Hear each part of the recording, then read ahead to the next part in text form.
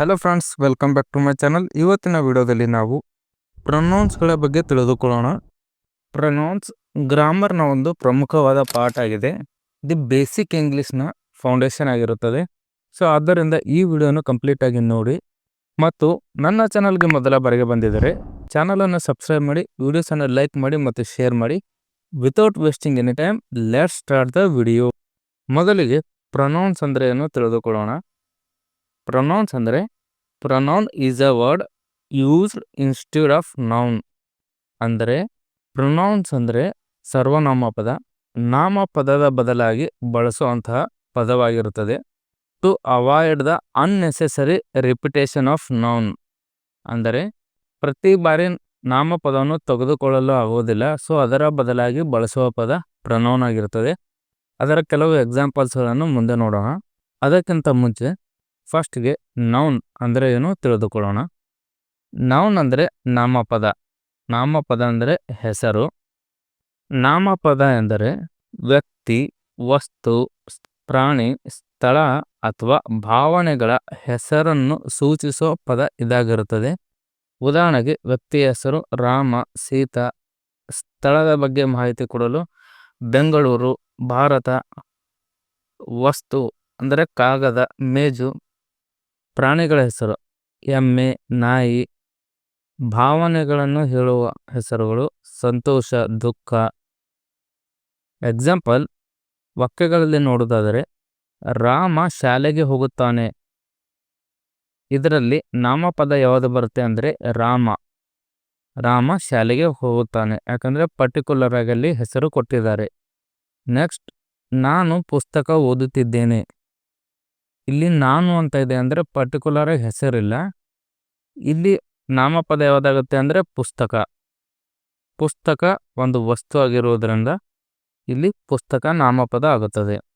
ಇವಾಗ ಪ್ರೊನೌನ್ ಬಗ್ಗೆ ತಿಳಿದುಕೊಳ್ಳೋಣ. ಪ್ರೊನೌನ್ ಅಂದರೆ ಸರ್ವನಾಮ, ಅಂದರೆ ನಾಮಪದದ ಬದಲು ಬಳಸುವ ಪದ.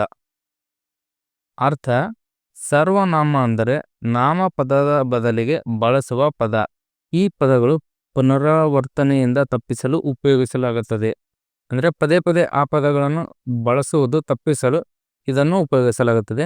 ಉದಾಹರಣೆಗೆ ನಾನು, ನೀನು, ಅವನು, ಅವಳು, ಅದು, ನಾವು, ನೀವು, ಅವರು, ಈ ಥರ. ಅಂದರೆ ನಾವು ಡೈರೆಕ್ಟಾಗಿ ಅವ್ರ ಹೆಸರನ್ನು ಹೇಳೋದಕ್ಕೆ ಆಗೋದಿಲ್ಲ ಮಾತಾಡುವಾಗ.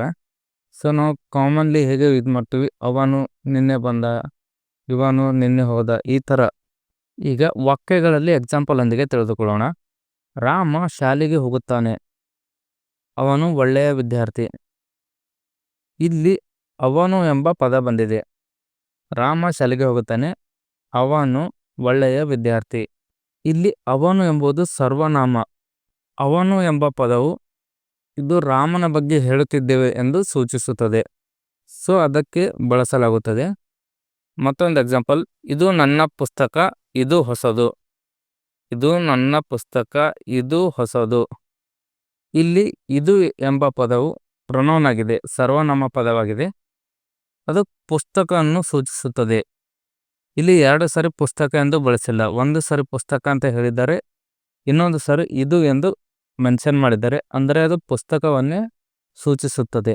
ಹೀಗೆ ಸರಳವಾಗಿ ನೆನಪಿಡಲು ಕೆಲವು ಟಿಪ್ಸ್ಗಳು. ನಾಮಪದ ಎಂದರೆ ಹೆಸರು. ಯಾವುದಾದರೂ ವ್ಯಕ್ತಿ, ವಸ್ತು, ಇತರ ಹೆಸರುಗಳಿಗೆ ನಾಮಪದ ಅಂದರೆ ನೌನ್ ಎಂದು ನಾವು ಕರಿತೀವಿ. ಸರ್ವನಾಮ ಅಂದರೆ ಆ ಹೆಸರು ಬದಲು ಬಳಸುವ ಪದ ಇದು ಆಗಿರುತ್ತದೆ. ಆ ಪರ್ಟಿಕ್ಯುಲರ್ ಹೆಸರಿನ ಬದಲಾಗಿ ಬಳಸುವ ಪದ ಸರ್ವನಾಮ ಆಗಿರುತ್ತದೆ. ಅದರ ಎಕ್ಸಾಂಪಲ್ಸ್ಗಳನ್ನು ಈಗಲೇ ನೋಡಿದ್ದೇವೆ. ಮುಂದೆ ಆ ಪದಗಳು ಯಾವ್ಯಾವ ಎಂದು ತಿಳಿದುಕೊಳ್ಳೋಣ. ಪ್ರೊನೌನ್ಸ್ ವರ್ಡ್ಸ್ಗಳು ಹಾಗೆ ಫ್ರೇಸಸ್ಗಳು ಯಾವ್ಯಾವೆಂದು ಮುಂದಿನ ಭಾಗದಲ್ಲಿ ತಿಳಿದುಕೊಳ್ಳೋಣ. First word I. ಐ ಅಂದರೆ ನಾನು. ವಿ ಅಂದರೆ ನಾವು. ಯು ಅಂದರೆ ನೀವು. ನಿಮ್ಮ ಹೆಸರನ್ನು ಪ್ರತಿ ಬಾರಿ ಹೇಳಲು ಆಗೋದಿಲ್ಲ. ಸೊ ಅದಕ್ಕಾಗಿ ನಾವೇನು ಬಳಸ್ತೀವಿ, ಯು ಎಂದೇ ಬಳಸ್ತೀವಿ. ದೇ ಅಂದರೆ ಅವರು. ನೆಕ್ಸ್ಟ್ ಹಿ ಅಂದರೆ ಅವನು. ಶಿ ಅಂದರೆ ಅವಳು. ಇಟ್ ಅಂದರೆ ಇದು. ಮೀ ಅಂದರೆ ನಾನು. ಅಸ್ ಅಂದರೆ ನಮಗೆ. ಯು ಅಂದರೆ ನೀವು. ದೆಮ್ ದೆಮ್ ಅಂದರೆ ಅವರಿಂದ. ಹಿಮ್ ಅಂದರೆ ಅವನ. ಹರ್ ಅಂದರೆ ಅವಳ. ಮಾಯ್ ಅಂದರೆ ನನ್ನ. ಅವರ್ ಅಂದರೆ ನಮ್ಮ. ಅಂದರೆ ನಮ್ಮ. ಯುವರ್ ಅಂದರೆ ನಿಮ್ಮ. ನೆಕ್ಸ್ಟ್ ಮೈನ್ ಅಂದರೆ ನನ್ನದು. ಅವರ್ಸ್ ಅಂದರೆ ನಮ್ಮದು. ಯುವರ್ಸ್ ಅಂದರೆ ನಿಮ್ಮದು. ದೇರ್ಸ್ ಅಂದರೆ ಅವರದು. ಮೈಸೆಲ್ಫ್ ಅಂದರೆ ನಾನು. ಅವರ್ ಸೆಲ್ಫ್ಸ್ ಅಂದರೆ ನಾವು. ಯುವರ್ ಸೆಲ್ಫ್ ಅಂದರೆ ನೀನು. ಯುವರ್ ಸೆಲ್ಫ್ಸ್ ಅಂದರೆ ನೀವು. ದೆಮ್ ಸೆಲ್ಫ್ ಅಂದರೆ ಅವರೇ ಅಥವಾ ಅವರು. ಹಿಮ್ಸೆಲ್ಫ್ ಅಂದರೆ ಸ್ವತಃ ತಾನೇ. ಹರ್ ಸೆಲ್ಫ್ ಅಂದರೂ ಸ್ವತಃ ಅವಳೇ ಅಂದ ಹಾಗೆ. ಇಟ್ ಸೆಲ್ಫ್ ಅಂದರೂ ಸ್ವತಃ ಅಂತ ಅರ್ಥ ಬರುತ್ತೆ. ಸಂಬಡಿ ಅಂದರೆ ಯಾರೋ. ಎವ್ರಿ ಒನ್ ಅಂದರೆ ಎಲ್ಲರೂ. ಎನಿವನ್ ಅಂದರೆ ಯಾರಾದರೂ. ನೋ ಒನ್ ಅಂದರೆ ಯಾರೂ ಇಲ್ಲ. ಸಮಥಿಂಗ್ ಅಂದರೆ ಏನು ಎಂಬ ಅರ್ಥ ಬರುತ್ತೆ. ಎವ್ರಿಥಿಂಗ್ ಅಂದರೆ ಎಲ್ಲವೂ. ಎನಿಥಿಂಗ್ ಅಂದರೆ ಯಾವುದಾದರೂ. ನಥಿಂಗ್ ಅಂದರೆ ಏನೂ ಇಲ್ಲ. ಸಮ್ವೇರ್ ಅಂದರೆ ಎಲ್ಲೋ. ನೆಕ್ಸ್ಟ್ ವರ್ಡ್ ಎವ್ರಿವೇರ್ ಅಂದರೆ ಎಲ್ಲೆಡೆ. ಎನಿವೇರ್ ಅಂದರೆ ಎಲ್ಲಿಯಾದರೂ. ನಾವ್ ಹೇರ್ ಅಂದರೆ ಎಲ್ಲಿಯೂ ಇಲ್ಲ. ಸಮ್ ಡೇ ಅಂದರೆ ಕೆಲವು ದಿನ. ಎವ್ರಿ ಡೇ ಅಂದರೆ ಪ್ರತಿದಿನ. ಎನಿ ಡೇ ಅಂದರೆ ಯಾವುದೇ ದಿನ. ನೋಡೆ ಅಂದರೆ ದಿನವಿಲ್ಲ ಎಂಬ ಅರ್ಥ ಬರುತ್ತೆ.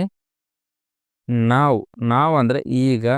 ದೆನ್ ಅಂದರೆ ನಂತರ. ಟುಡೇ ಅಂದರೆ ಇಂದು. ಎಸ್ಟರ್ಡೇ ಅಂದರೆ ನಿನ್ನೆ. ಅರ್ಲಿ ಅಂದರೆ ಆರಂಭಿಕ. ಸೂನ್ ಅಂದರೆ ಶೀಘ್ರದಲ್ಲೇ. ಜಸ್ಟ್ ಬಿಫೋರ್ ಅಂದರೆ ಸ್ವಲ್ಪ ಮೊದಲು. ಜಸ್ಟ್ ನೌ ಅಂದರೆ ಈಗಷ್ಟೇ. Hey guys, thank you so much for watching this video. ಇದೇ ರೀತಿಯಾಗಿ ಸುಲಭವಾಗಿ ಇಂಗ್ಲೀಷ್ ಕಲಿಯಲು ನಮ್ಮ ಚಾನಲನ್ನು ಸಬ್ಸ್ಕ್ರೈಬ್ ಮಾಡಿ. ಇದೇ ರೀತಿಯ ಒಳ್ಳೆ ಕಂಟೆಂಟ್ಗಳು ನಮ್ಮ ಚಾನಲ್ನಲ್ಲಿ ಬರ್ತಾ ಇರುತ್ತವೆ. ಆದ್ದರಿಂದ ನನ್ನ ಚಾನಲನ್ನು ಸಬ್ಸ್ಕ್ರೈಬ್ ಮಾಡಿ ಮತ್ತು ಈ ವಿಡಿಯೋನು ನಿಮ್ಮ ಫ್ರೆಂಡ್ಸ್ ಮತ್ತು ಫ್ಯಾಮಿಲಿ ಮೆಂಬರ್ಸ್ಗೆ ಶೇರ್ ಮಾಡಿ. ಇಂಗ್ಲೀಷ್ ಕಲಿಯಲು ಕಷ್ಟಪಡುತ್ತಿರುವವರಿಗೆ ಈ ವಿಡಿಯೋನು ಶೇರ್ ಮಾಡಿ ಅವರಿಗೂ ಹೆಲ್ಪ್ ಮಾಡಿ. ಧನ್ಯವಾದಗಳು.